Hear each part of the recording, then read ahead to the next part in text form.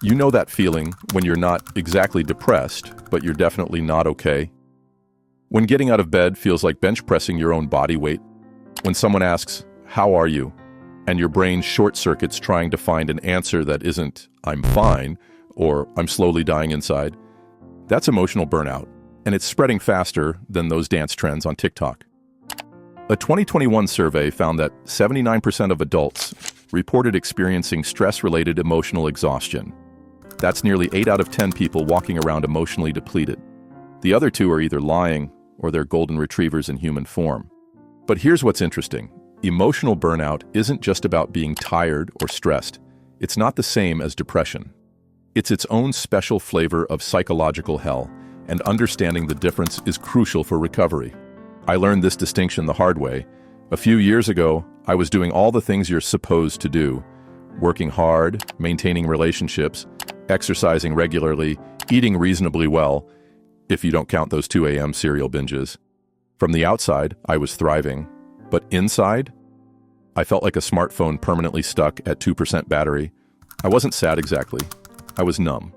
I wasn't physically exhausted. I was emotionally bankrupt. Getting excited about anything felt like trying to squeeze water from a rock. My emotional gas tank wasn't just on empty. The warning light had burned out too. What I was experiencing was emotional burnout. And once I understood what was happening, I could finally address the real problem. So what exactly is emotional burnout? According to research, burnout has 3 key components: exhaustion, cynicism, and reduced efficacy. But emotional burnout specifically refers to the depletion of our emotional resources, our capacity to feel, care, and connect. Dr. Christina Maslach, the leading researcher on burnout, describes it as an erosion of the soul, which is both poetic and terrifying, because it perfectly captures that hollow feeling when your emotional reserves run dry. What's wild is that emotional burnout doesn't just affect how you feel. It actually changes your brain. Neuroscience research found that burnout is associated with distinctive changes in brain structure, particularly in the amygdala, which processes emotions, and the prefrontal cortex, which regulates them. These changes can make it physically harder to experience positive emotions or regulate negative ones. So when you can't get excited about things you used to love, it's not because you're broken. It's because your brain's emotional machinery is literally running on fumes. But why is emotional burnout so prevalent now? There are several factors creating a perfect storm. First, we're living in an era of unprecedented emotional demands. A 2020 study found that emotional labor, the work of managing your emotions to meet social expectations, has increased dramatically across most professions. It's not just therapists and customer service representatives who need to regulate their emotions professionally anymore. It's virtually everyone. Your boss wants you passionate about TPS reports. Your social media followers expect authentic engagement. Your family needs emotional support. Your friends want you present and caring. And somewhere in between all that, you're supposed to practice self-care, which is somehow both essential and another item on your to-do list. Second, we're experiencing what sociologists call empathy overload. Through our devices, we're exposed to more suffering, more crises, and more demands for our emotional engagement than any humans before us. Our empathy systems weren't designed to process global tragedies in real time, 24/7. A fascinating study from the University of Michigan found that college students today show 40% less empathy than students of the 1980s and 1990s. This isn't because young people are becoming cold.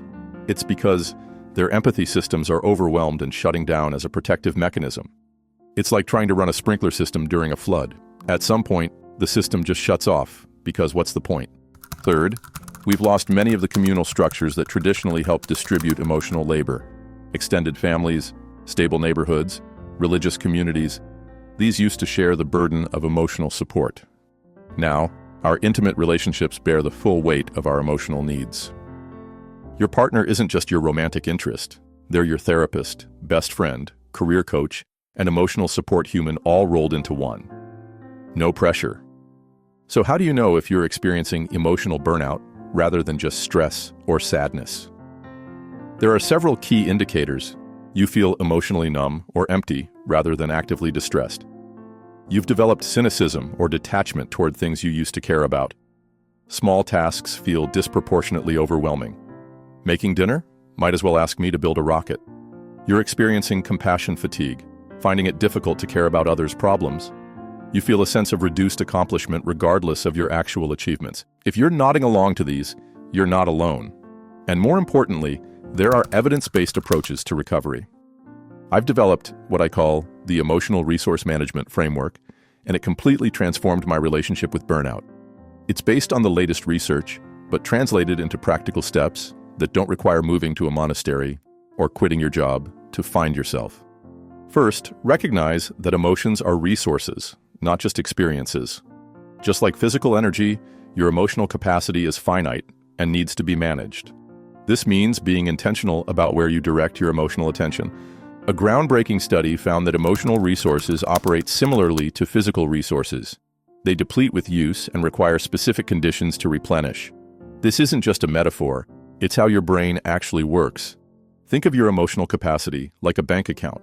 Every interaction, task, or experience either makes a deposit or a withdrawal. The problem is, most of us are making way more withdrawals than deposits, and then wondering why we're emotionally bankrupt. Second, identify your emotional drains and fills. Emotional drains are activities, environments, or relationships that deplete your emotional resources. Emotional fills are those that replenish them. What's fascinating is that these are highly individual. What drains one person might fill another. For me, large group social events are emotional drains, while one-on-one deep conversations are fills. Mindless social media scrolling is a drain, while reading fiction is a fill. The key is identifying your personal pattern. Research shows that we need approximately a 3-to-1 ratio of positive to negative emotional experiences to flourish. This doesn't mean avoiding all negative emotions. It means being strategic about balancing emotional expenditure with emotional income. Third, and this is crucial, practice emotional boundary setting. This means being selective about where you invest your emotional energy. It means saying no to emotional demands that don't align with your values or capacity. This isn't selfishness, it's sustainability. As Dr. Brené Brown's research shows, the most compassionate people are actually those with the strongest boundaries. They know that unlimited emotional availability leads to burnout, which helps no one. It's like the airplane oxygen mask instruction. Secure your own before helping others. Except in this case, your oxygen is your emotional capacity. Fourth, develop micro-recovery practices. These are brief activities that replenish emotional resources throughout the day, rather than waiting for burnout to fully set in. This might be a 2-minute breathing exercise, a brief nature exposure, or a meaningful social connection. Research shows that frequent micro-recoveries are more effective than occasional major recoveries, like vacations, for preventing burnout. It's the emotional equivalent of taking short breaks throughout your workday rather than working straight through and collapsing afterward. Finally, address the root causes, not just the symptoms. Emotional burnout is often a signal that something in your life is misaligned with your values or needs. It's your emotional system saying, "This isn't sustainable," or "Something needs to change." A fascinating study found that burnout is most strongly predicted not by workload, but by value misalignment, when your actions don't match what you truly care about. This explains why some people can work incredibly hard without burning out, while others burn out with objectively lighter loads. When I started implementing these strategies, something remarkable happened. The numbness began to recede. I started feeling again, not just the difficult emotions, but also joy, curiosity, and connection. My emotional capacity expanded because I was managing it intentionally rather than depleting it unconsciously. Look, I still experience periods of emotional depletion sometimes. I'm human. But the difference is now I recognize what's happening and have tools to address it before full burnout sets in. I went from being at the mercy of emotional burnout to managing my emotional resources proactively. The world isn't going to stop making emotional demands on you. If anything, those demands will only increase as our world becomes more complex and connected. But you don't have to be a passive victim of emotional burnout. So the next time you feel that familiar emptiness creeping in, remember, it's not weakness, laziness, or ingratitude. It's emotional burnout. And with the right approach, you can recover your capacity to feel, care, and connect, not just for others, but for yourself. If you found this helpful, hit subscribe for more no BS advice on emotional clarity. I post new videos every week that cut through the fluff and give you actual tools you can use.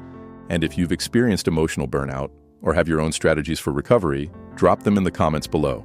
I read every comment, and I'm always looking for new perspectives to share. Until next time, remember, your emotional resources are precious. Protect them accordingly.